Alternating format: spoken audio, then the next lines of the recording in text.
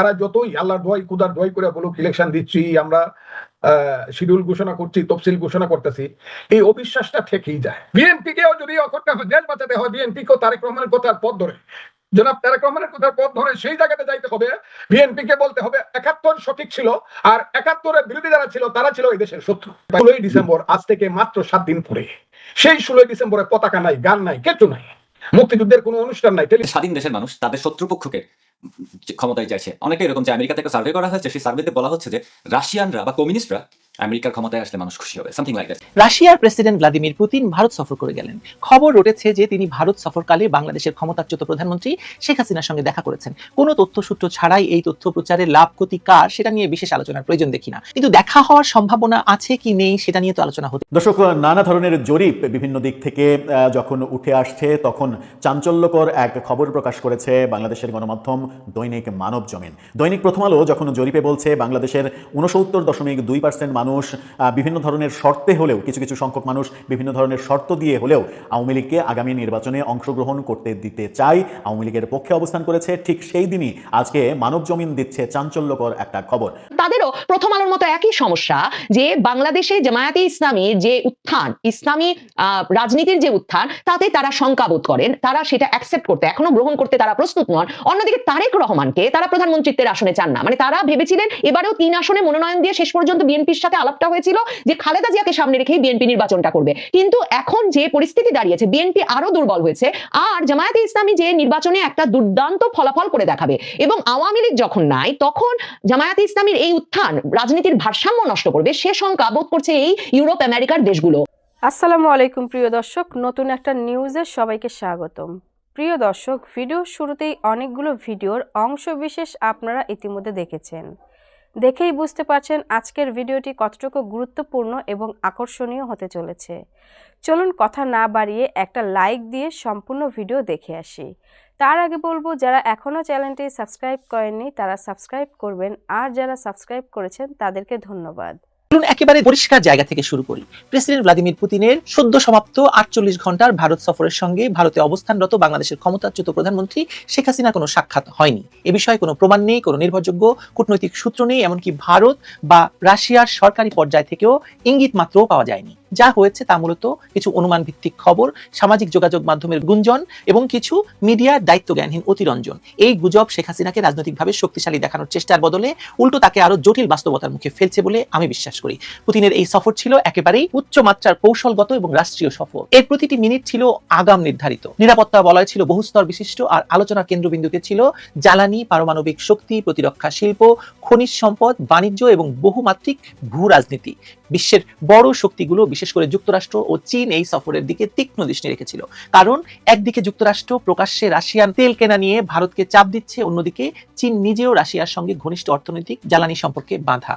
এমনকি যুক্তরাষ্ট্র যে রাশিয়া থেকে পারমাণবিক জ্বালানি ক্রয় করে সেটা পুতিন নিজেই বলেছেন। এই সফরে পুতিন সরাসরি যুক্তরাষ্ট্রের দ্বিচারিতার সমালোচনা করেছেন। তিনি প্রশ্ন তুলেছেন, আমেরিকা নিজে যখন রাশিয়া থেকে পারমাণবিক জ্বালানি কেনে তখন ভারত তেল কিনলে কেন শাস্তির মুখে পড়বে? যুক্তরাষ্ট্র ইতিমধ্যেই রাশিয়ার তেল কেনার উপর অতিরিক্ত শুল্ক বসিয়েছে। তাদের যুক্তি, ইউক্রেন যুদ্ধে সেই অর্থ ব্যবহার হচ্ছে। পুতিনের বক্তব্য ছিল স্পষ্ট, দিল্লির সঙ্গে রাশিয়ার জ্বালানি সরবরাহ অব্যাহত থাকবে। অর্থাৎ এই সফরের কেন্দ্রে ছিল শক্তি রাজনীতি, যুদ্ধ অর্থনীতি আর বহু মেরু বিশ্ব ব্যবস্থা নির্মাণের হিসাব। পাশাপাশি রাশিয়া আবারও তুলে ধরেছে তামিলনাড়ুর কুদানকুলামে ভারতের বৃহত্তম পারমাণবিক বিদ্যুৎ কেন্দ্র প্রকল্পের কথা। 6টি ইউনিটের মধ্যে 2টি চালু, 4টি নির্মাণাধীন। ছোট মডুলার রিঅ্যাক্টর, ভাসমান পারমাণবিক কেন্দ্র, চিকিৎসা ও কৃষিতে পারমাণবিক প্রযুক্তি সহযোগিতার ঘোষণাও এসেছে এই সফর থেকে।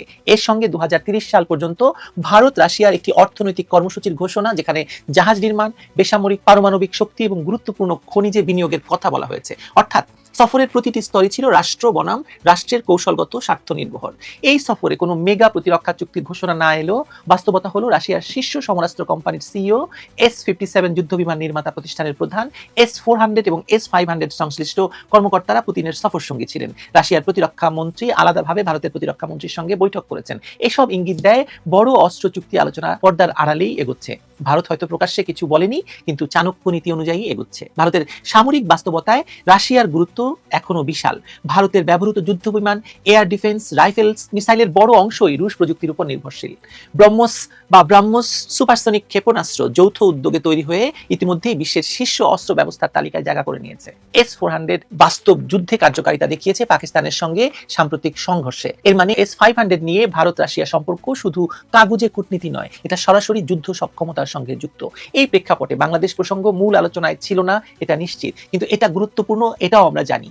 এই প্রসঙ্গটি যে গুরুত্বপূর্ণ সেটা কখনোই অস্বীকার করছি না। ভারত এবং রাশিয়া দুই দেশই সন্ত্রাসবাদ মোকাবেলায় যৌথ অবস্থানের কথা পুনর্ব্যক্ত করেছে, কিন্তু বাংলাদেশের অভ্যন্তরীণ রাজনীতি বা শেখ হাসিনার ভবিষ্যৎ নিয়ে কোনো আনুষ্ঠানিক আলোচনা হয়েছে কি হয়নি সেটা কোনো পক্ষ বলেনি। কূটনৈতিকভাবে এটা স্বাভাবিক, কারণ শেখ হাসিনা এখন কোনো রাষ্ট্রীয় দায়িত্বে নেই। ফলে তাকে দিয়ে পুতিনের মতো রাষ্ট্রনায়কের সঙ্গে কোনো আনুষ্ঠানিক বা অনানুষ্ঠানিক বৈঠক হওয়ার এবং সেটা ভারতের মাটিতে এটা প্রশ্নই ওঠে না। এখানেই আসল বিষয়টি পরিষ্কার করা দরকার। শেখ হাসিনা আন্তর্জাতিক অঙ্গনে একটি পরিচিত মুখ। বাংলাদেশে এ যাবৎকালে অন্যান্য শাসকদের তুলনায় তার সময়ে আন্তর্জাতিক নেতৃত্বের সঙ্গে শেখ হাসিনার যোগাযোগ ছিল অনেক গুণ বেশি বিস্তৃত এবং সক্রিয়। ব্যক্তিগত লেভেলে এবং সরকারি পর্যায়ে এই যোগাযোগ অনেক বেশি ঘনিষ্ঠ, অনেক বেশি পারস্পরিক স্বার্থ নির্ভর। যুক্তরাষ্ট্র, রাশিয়া, চীন, ভারত, ইউরোপ, মধ্যপ্রাচ্য সব জায়গায় শেখ হাসিনার সরাসরি যোগাযোগের চ্যানেল ছিল। কিন্তু ক্ষমতা হারানোর পর তার রাজনৈতিক বাস্তবতা একেবারেই বদলে গেছে। এখন তিনি এমন এক পর্যায়ে আছেন যেখানে কার সঙ্গে দেখা করবেন, কার সঙ্গে কথা বলবেন, একটি ছবি কোথায় ছাপা হবে, সবকিছুর ভূরাজনৈতিক মূল্য আছে। এক পক্ষের সঙ্গে দেখা করলে অন্য পক্ষ অসন্তুষ্ট হবে কিনা সেটাই এখন তার সবচেয়ে বড় বিবেচনা বা হিসেবের বিষয়। এই কারণে শেখ হাসিনা যদি সত্যি সত্যি পুতিনের সঙ্গে দেখা করতেন তাহলে সেটি গোপন রাখা প্রায় অসম্ভব হতো। ভারত, রাশিয়া, পশ্চিমা গোয়েন্দা সংস্থা, মিডিয়া সব জায়গা থেকেই তার প্রতিফলন পাওয়া যেত। অথচ বাস্তবতা হয়নি, বরং দেখা যাচ্ছে যে শেখ হাসিনার পক্ষ থেকেই এই বিষয়ে কোনো তথ্য গণমাধ্যমে দেওয়া হয়নি। সেটাই সবচেয়ে বড় প্রমাণ যে বাস্তবে এমন কোনো সাক্ষাতের ঘটনা ঘটেনি। বর্তমান রাজনৈতিক অসময়ে শেখ হাসিনাও জানেন যে কোনো একতরফা বার্তা তার জন্য ক্ষতির কারণ হতে পারে। অন্যদিকে এই সফরকে ঘিরে যে আঞ্চলিক উদ্বেগ তৈরি হয়েছে সেটা আসলে শেখ হাসিনা নয়, তুরস্ক, পাকিস্তান এবং আংশিকভাবে বাংলাদেশের সামরিক ভারসাম্যকে ঘিরে। ভারতের ধারণা বাংলাদেশে শেখ হাসিনা সরকারের পতনের পর তুরস্ক ও পাকিস্তান মিলিতভাবে বাংলাদেশকে এমন কিছু অস্ত্র সরবরাহ করছে যা তাৎক্ষণিক নিরাপত্তা প্রয়োজনীয়তা নিয়ে প্রশ্ন আছে। তুরস্ক ইউক্রেনে রাশিয়ার বিরুদ্ধে ড্রোন দেয়, আবার নিজে রাশিয়া থেকে অস্ত্র কেনে। এই দ্বিচারিতায় দিল্লি এবং মস্কো উভয় পক্ষকেই তুরস্কের ব্যাপারে সন্দিহান করে তুলেছে। এই বাস্তবতায় ভারত রাশিয়ার নতুন সামরিক সমঝোতা তুরস্ক এবং পাকিস্তানের কপালে চিন্তার ভাঁজ ফেলে দিয়েছে। শেখ হাসিনার সঙ্গে কোনো কাল্পনিক সাক্ষাৎকার আসলে এখানে কোনো মাইনে রাখে না। আরেকটি বিষয় ভুলে গেলে চলবে না, রাশিয়া যেমন কুদানকুলামে ভারতের পারমাণবিক প্রকল্প চালাচ্ছে, ঠিক এমনই বাংলাদেশের রূপপুর পারমাণবিক বিদ্যুৎ কেন্দ্র রাশিয়ার সহায়তায় চলছে। সরকার বদলালেও এই চুক্তি বাতিল করা সহজ নয়, বাতিল করা হয়নি, বরং বড় অঙ্কের জরিমানার প্রশ্ন আছে, প্রযুক্তিগত নির্ভরতা আছে, কূটনৈতিক দায়বদ্ধতা আছে বাংলাদেশ সরকারের। অর্থাৎ বাংলাদেশ রাশিয়া সম্পর্ক এখনো পর্যন্ত প্রকল্প নির্ভর বাস্তবতায় আটকে আছে, ব্যক্তিকেন্দ্রিক রাজনীতি থেকে সেটি সরে গেছে। সব মিলিয়ে আসল ছবিটা খুব পরিষ্কার। পুতিনের ভারত সফর ছিল শক্তি, অস্ত্র, জ্বালানি এবং বিশ্ব ব্যবস্থার পুনর্বিন্যাসের সফর। সেখানে শেখ হাসিনার কোনো ভূমিকা ছিল না, থাকার সুযোগও ছিল না। তার সঙ্গে পুতিনের কোনো সাক্ষাৎ হয়নি এবং বাস্তব কূটনীতি বিচার করলে এমন সাক্ষাৎ হওয়ার প্রশ্নই ওঠে না। গুজবটি রাজনৈতিকভাবে যতটা চটকদার, বাস্তবে ততটা ফাঁপা, এবং এমন হতে পারে শেখ হাসিনার শত্রুরা এটি রটিয়েছে, হতে পারে, তাই না? তাহলে প্রশ্ন হলো, এই গুজব রটিয়ে কার লাভ হয়েছে? শেখ হাসিনার নয়, এটা আমি নিশ্চিত। কারণ এই ধরনের খবর তাকে আন্তর্জাতিক ক্ষমতার ছায়ায় দাঁড় করিয়ে এমন একটি বার্তা দেয় যা তাকে ঘিরে থাকা সব পক্ষের জন্য অস্বস্তিকর। তার বর্তমান অবস্থানে সবচেয়ে যুক্তিযুক্ত পথ হলো নীরব কূটনীতি, অতিরিক্ত প্রকাশ্যতা নয়, খুবই নীরবে এবং শক্তিশালী ভাবে কাজ করে যাওয়া। আর ঠিক সেটাই আসলে তিনি করছেন। এই কথিত সাক্ষাৎকার নিয়ে তার পক্ষ থেকে কোথাও কোনো শব্দ নেই, এটাই হচ্ছে বাস্তবতা। তার মানে কি শেষ কথাটা কি? শেষ কথাটা হলো রাষ্ট্রীয় সফর, উচ্চমাত্রার নিরাপত্তা, সামরিক এবং জ্বালানি চুক্তির ভেতর লুকিয়ে থাকা কোনো গোপন রাজনৈতিক নাটকের কল্পনা করা যতটা সহজ, বাস্তবে সেটা ততটাই অবাস্তব। পুতিন এবং শেখ হাসিনার সাক্ষাৎ হয়নি। এই সরল সত্যটা যত দ্রুত সবাই মেনে নেবে ততই গুজবের বাজার ঠান্ডা হবে আর বাস্তব রাজনীতির হিসাবটা পরিষ্কার থাকবে। আমার মনে হয় আমার কথা আমি বলেছি, এবং এখন বাকিটুকু বিশ্বাস অবিশ্বাস আপনাদের। এবং আমি আরেকটা কথা দিয়ে শেষ করি, এই সাক্ষাৎকার থেকে শেখ হাসিনার প্রাপ্তি কিছু নেই, হারানো ছাড়া। সুতরাং এই সাক্ষাৎকার হয়নি। চাঞ্চল্যকর খবর দিয়েছে দৈনিক মানবজমিন। প্রথম আলোর জরিপের পরে মানবজমিনের এই চাঞ্চল্যকর খবর সত্যি সত্যি চাঞ্চল্যের সৃষ্টি করতে পারে বাংলাদেশের রাজনীতিতে। বাংলাদেশের রাজনীতিতে খুবই ঘটনাবহুল দিন আগামী কয়েকদিন যে কাটবে এটা অনেক আগে থেকেই ইঙ্গিত দেওয়া হচ্ছিল। সেরকম ঘটনাবহুল দিনই বোধহয় শুরু হয়ে গেল আজকে থেকে। মানবজমিনের শিরোনামটা দেখে নিতে পারেন। সেখানে তারা বলছে, ক্লিন ইমেজের আওয়ামী লীগ প্রার্থীরা নির্বাচনে অংশ নিতে পারবেন। অর্থাৎ যাদের বিরুদ্ধে গুম, খুন, মানবতা বিরোধী অপরাধ নেই তাদের নির্বাচনে অংশগ্রহণ করতে দেবে সরকার। কিন্তু কোন পন্থায়? চলুন একটু জেনে দেখি। মানবজমিন বলছে, আসন্ন নির্বাচনে আওয়ামী লীগের অংশগ্রহণ অনেকটা অনিশ্চিত, কারণ দলটির কার্যক্রম নিষিদ্ধ রয়েছে। তাহলে এই অবস্থায় কি হবে দলটির ভবিষ্যৎ? ঢাকা, দিল্লি, আনুষ্ঠানিক অনানুষ্ঠানিক কূটনৈতিক আলোচনায় এই বিষয়টি উঠে এসেছে। অর্থাৎ দিল্লির সঙ্গে, ভারতের সঙ্গে ঢাকার মুহুর্মুহু এইটা নিয়ে আলোচনা হচ্ছে, বৈঠক হচ্ছে, কখনো অনলাইনে কখনো অফলাইনে। এই বৈঠকগুলো কখনো সরাসরি কখনো দুতিয়ালির মাধ্যমে এই বৈঠকগুলো হচ্ছে। আবার শুধুমাত্র দিল্লি না, যুক্তরাষ্ট্রের সঙ্গেও এই ব্যাপারে বৈঠক হচ্ছে বলে জানা যাচ্ছে। এখানে বলা হচ্ছে, তবে ঢাকার তরফে বলা হয়েছে আওয়ামী লীগের কার্যক্রম নিষিদ্ধ থাকায় এবারের নির্বাচনে দল হিসেবে আওয়ামী লীগের অংশগ্রহণ করতে দেয়া সম্ভব নয়। সরকার দল হিসেবে আওয়ামী লীগকে নির্বাচন করতে দিতে চায় না। তারা চাইলে, অর্থাৎ সরকার বলেছে, দিল্লিকে সরকার যেটা জানিয়েছে সেটা হচ্ছে যে আওয়ামী লীগ যদি চায় তাহলে স্বতন্ত্র প্রার্থী হিসেবে তারা নির্বাচন করতে পারবে, তাদেরকে বাধা দেওয়া হবে না। অথচ আমরা কয়েকদিন আগেও শুনেছি আওয়ামী লীগের নাম গন্ধ আছে এরকম কেউ কোনো ধরনের কোনো নির্বাচনে অংশগ্রহণ করতে পারবে না, স্বতন্ত্র নির্বাচনে অংশগ্রহণ করতেও দেওয়া হবে না।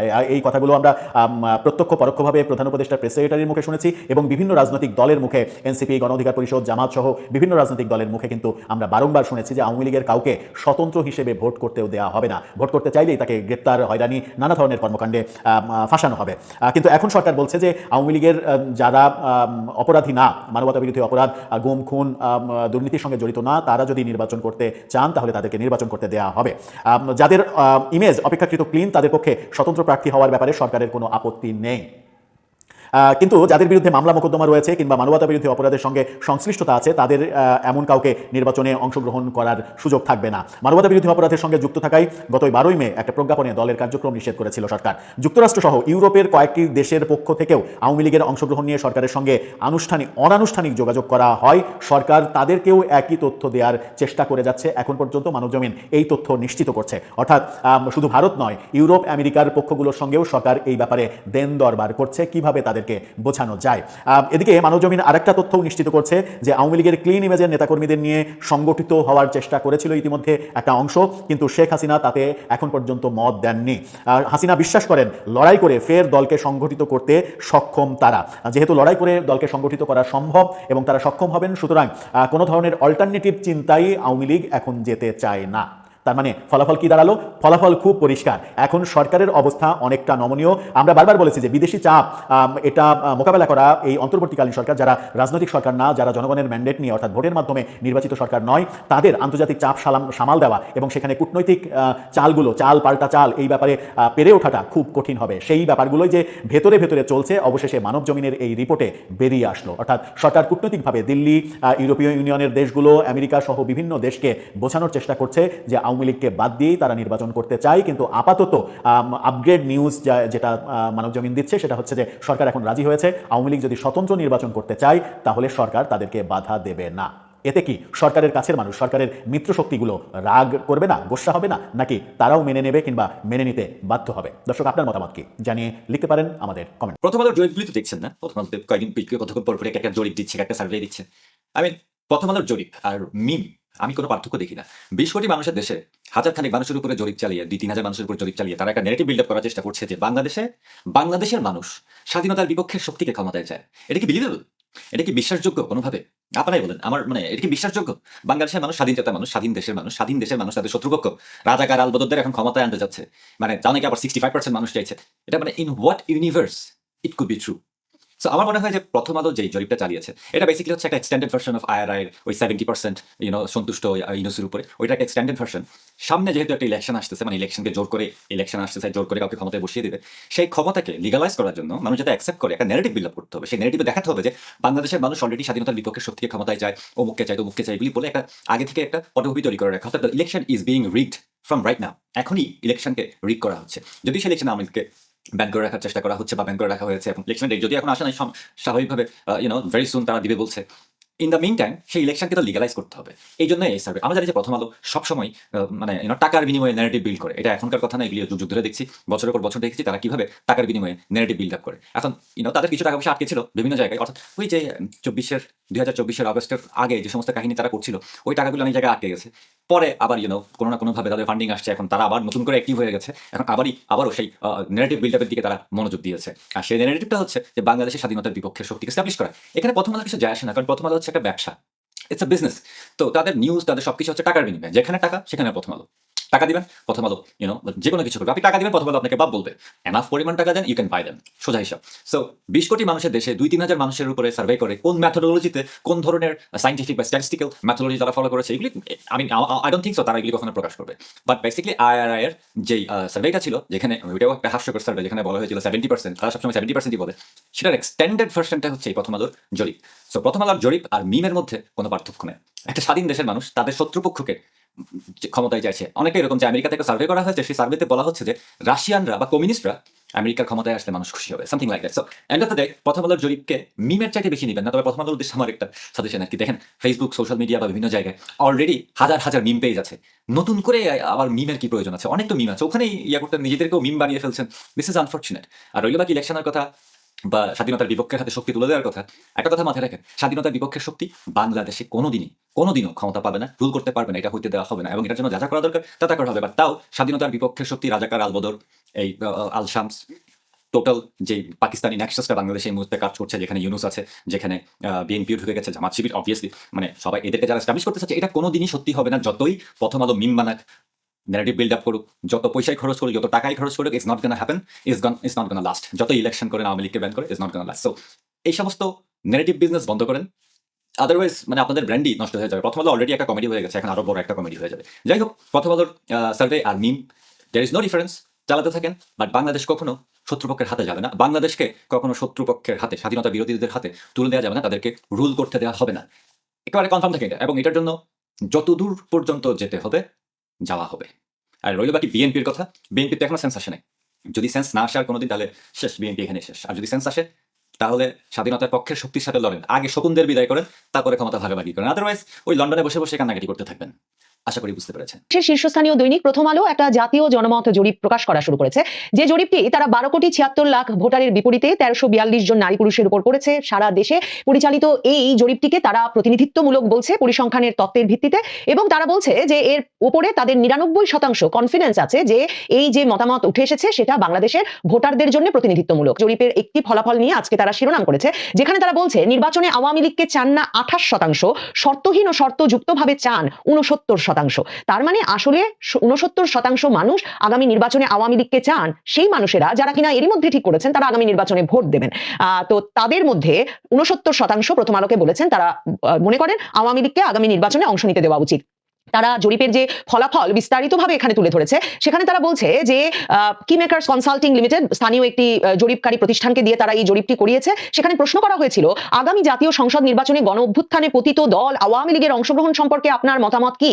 এই প্রশ্নে 27.8% উত্তরদাতা বলেছেন বিনা শর্তে আওয়ামী লীগকে ভোটে অংশ নিতে দেওয়া উচিত। তার মানে 28% যেমন বলছেন যে ভোটে অংশ নিতে দেওয়া উচিত নয়, একেবারে বিনা শর্তে আওয়ামী লীগকে ভোটে অংশ নিতে দেওয়া উচিত, সে কথাও কিন্তু 28% বলছেন। এরপর 26% উত্তরদাতা বলেছেন শাস্তি ও সংস্কার হলে আওয়ামী লীগ নির্বাচনে অংশ নিতে পারে। 14.8% মনে করেন আনুষ্ঠানিকভাবে ক্ষমা চাইলে আওয়ামী লীগকে নির্বাচনে অংশ নেওয়ার সুযোগ দেওয়া যেতে পারে। এখানেই শেষ নয়, এছাড়া শুধু শর্ত দিয়ে আওয়ামী লীগকে নির্বাচনে অংশগ্রহণের সুযোগ দেওয়া যায় এমন উত্তরদাতা 0.4%। আগে বিচার তারপরে নির্বাচনে আওয়ামী লীগের অংশগ্রহণ, এরকম মত দিয়েছেন উত্তরদাতাদের 0.1%।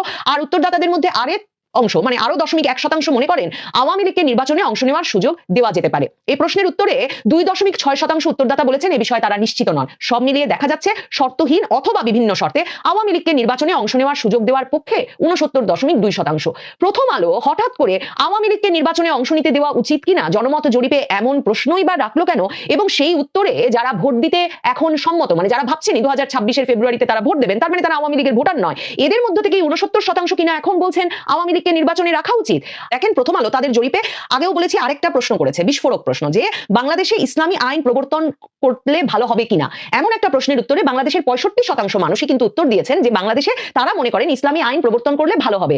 এখন প্রথম আলো এই প্রসঙ্গে তাদের অভিমত লিখতে গিয়ে বলছে যে বাংলাদেশে নাকি আওয়ামী লীগই দায়ী এই যে ইসলামী আইন প্রবর্তনের প্রতি বাংলাদেশের মানুষের যে একটা ব্যাপক জনসমর্থন তৈরি হয়েছে সেজন্য, এবং খান মোহাম্মদ রবিউল আলম নামের একজন যোগাযোগ পেশাজীবী এবং শিক্ষকের যে অভিমত তারা এই প্রসঙ্গে ছেপেছে, সেখানে তারা লিখছে যে শেখ হাসিনার নিপীড়নমূলক শাসনের প্রতিক্রিয়ায় ধর্মীয় বোধ ও ধর্ম সংশ্লিষ্ট রাজনৈতিক সংযুক্তি বেড়েছে, ধর্মীয় প্রতিষ্ঠান, মাদ্রাসা এবং সমাজে ধর্মীয় কার্যক্রমের পরিধি বেড়েছে, ধর্মভিত্তিক রাজনৈতিক বিশ্বাসের নেটওয়ার্ক ক্রমেই বিস্তৃত হচ্ছে। মানে আওয়ামী লীগ তার মানে বাংলাদেশে ইসলামপন্থী এবং ধর্মভিত্তিক রাজনৈতিক বিশ্বাস বাড়াতে কাজ করেছে, এবং আওয়ামী লীগের সময় মাদ্রাসা, ধর্মীয় প্রতিষ্ঠান সহ এর নেটওয়ার্কও বেড়েছে। সরাসরি আওয়ামী লীগকে দায়ী করছে, আবার বলছে আওয়ামী লীগের উপর নিপীড়ন চালিয়েছে, এমন যুক্তি তুলে ধরে তারপরে প্রথম আলোর প্রধানত যে মতামতটা এখানে বুঝতে পারবেন কেন আওয়ামী লীগকে নির্বাচনে ফিরিয়ে আনতে প্রথম আলোর এই তাগাদা। কারণ এরপরে এই প্রথম আলো লিখছে, একই সঙ্গে আওয়ামী লীগের রাজনৈতিক কার্যক্রম নিষিদ্ধ থাকা, জাতীয় পার্টির রাজনৈতিক তৎপরতা অবারিত না হওয়া এবং 14 দলীয় জোটের সঙ্গে সংশ্লিষ্ট দলগুলোর কার্যক্রম সীমিত হয়ে পড়ায় ধর্মভিত্তিক রাজনৈতিক দলগুলো বিশেষ সুযোগ পাচ্ছে। মানে তারা বুঝতে পারছে যে তারা ধর্মভিত্তিক রাজনীতির বিকাশের জন্য যাতে তারা ভীষণভাবে উদ্বিগ্ন। মানে আগেও আপনাদেরকে বলেছি যে প্রথম আলো মানে ক্রমাগতভাবে দক্ষিণপন্থা রাজনীতির বিকাশ ঘটছে, এই বিষয়ে আলোচনা চালিয়ে যাচ্ছে। তো একদিকে সেই নিয়ে তাদের উদ্বেগ বাড়ছে, কারণ তারা বুঝছে যে 65% মানুষ ধর্মীয় আইন চায় বাংলাদেশে। তার মানে হচ্ছে এদের একটা বিরাট অংশ প্রথম আলো ভবনের সামনে জিয়াফত আয়োজন করতে চায়। কাজেই প্রথম আলোর অস্তিত্বের সংকট। সে বলছে যে আওয়ামী লীগের কারণে এর বিকাশ ঘটেছে, আবার বলছে আওয়ামী লীগ সহ 14 দলীয় জোটের আওয়ামী লীগ এবং তার শরিক দলগুলোর রাজনৈতিক কার্যক্রম নিষিদ্ধ থাকার ফলে তারা এক রকমের বিশেষ সুযোগ পাচ্ছে। প্রথম আলো এই বিশেষ সুযোগের অবসান চায়, কারণ এছাড়া নির্বাচনের ক্ষেত্রে তাদের জরিপে যে ফলাফল উঠে এসেছে, যেখানে বিএনপি নির্বাচনে জয়ী হয়ে আসবে বলে 66% মানুষ মনে করছে, প্রথম আলো শঙ্কিত যে 65% মানুষ ইসলামী শাসন চায়, আবার 26% মানুষ এখানে বলেছেন তারা মনে করেন জামায়াত নির্বাচনে জয়ী হয়ে আসবে। যখন এই জরিপে প্রশ্ন করা হয় যে কাকে প্রধানমন্ত্রী হবেন বলে সম্ভাবনা দেখছেন, তখন প্রথম আলো দেখে যে লোকে বলছেন 47% বলছেন যে তারেক রহমান প্রধানমন্ত্রী হবেন বলে তারা সম্ভাবনা সবচেয়ে বেশি দেখছেন, খালেদা জিয়া হবেন বলে তারা প্রায় 19% দেখছেন। তার মানে তারেক রহমানের ক্ষেত্রে প্রায় 66% এসে জমা হয়, জামায়াতের ক্ষেত্রে সেক্ষেত্রে 25.5% মতো পেয়েছেন শফিকুর রহমান। প্রথম আলো 1-11 সময় যে ভূমিকা পালন করেছে, যেভাবে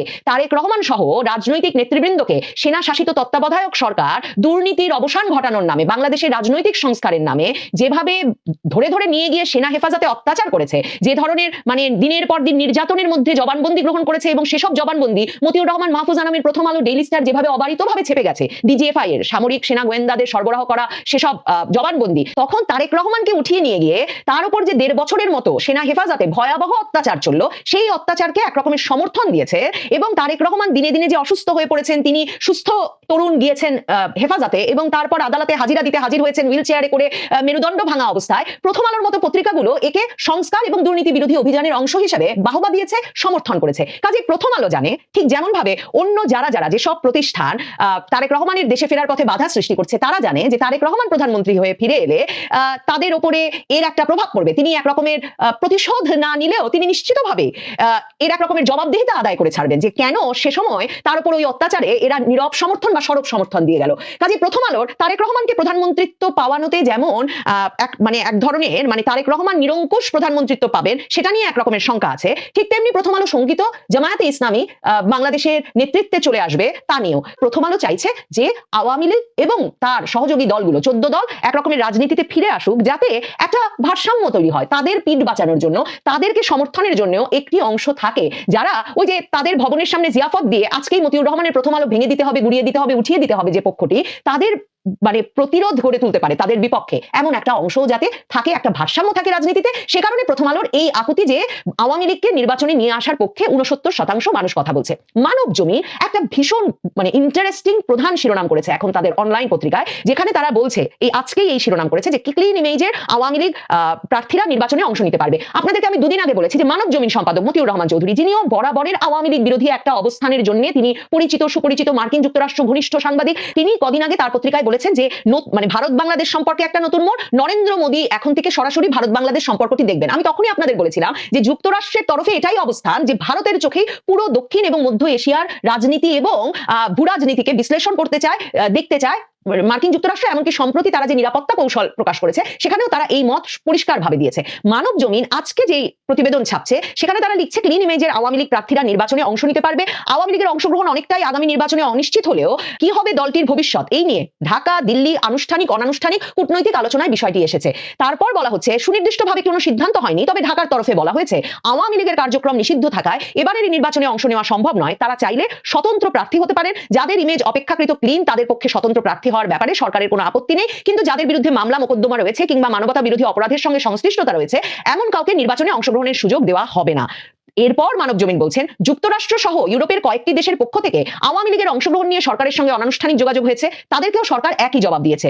ওদিকে আওয়ামী লীগের ক্লিন ইমেজের নেতাকর্মীদের নিয়ে সংগঠিত হতে চেয়েছিল একটি অংশ, কিন্তু শেখ হাসিনা তাতে মত দেননি। হাসিনা বিশ্বাস করেন লড়াই করে ফের দলকে সংগঠিত করতে সক্ষম হবেন। মানে আপনি আমি সকলেই জানি, এসব নিয়ে আমরা বারবার আলাপ করেছি যে যুক্তরাষ্ট্র ইউরোপের তরফে ক্রমাগতভাবে চাপ বাড়ছে যে আওয়ামী লীগ সহ একটা অংশগ্রহণমূলক নির্বাচন করতে হবে, কারণ তাদেরও প্রথম আলোর মতো একই সমস্যা যে বাংলাদেশে জামায়াতে ইসলামীর যে উত্থান, ইসলামী রাজনীতির যে উত্থান, তাতে তারা শঙ্কাবোধ করেন, তারা সেটা অ্যাকসেপ্ট করতে, এখনো গ্রহণ করতে তারা প্রস্তুত নন। অন্যদিকে তারেক রহমানকে তারা প্রধানমন্ত্রীত্বের আসনে চান না। প্রিয় দর্শক, ভিডিওটি দেখে কি জানলেন, বুঝলেন? অবশ্যই আপনাদের মূল্যবান মতামত কমেন্ট বক্সে জানিয়ে দিবেন। পারলে ভিডিওটি শেয়ার করে সবাইকে দেখার সুযোগ করে দিবেন। ধন্যবাদ।